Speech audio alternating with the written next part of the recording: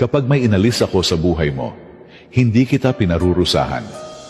Inilalayo lang kita sa bagay na makakasakit sa'yo. Alam kong masakit, pero minsan, kailangang mawala ang hindi para sa'yo para mabigyan kita ng mas mabuting kapalit. Magtiwala ka. Ako ang nakakaalam kung ano ang tunay na makakabuti para sa'yo. Salamat sa iyo,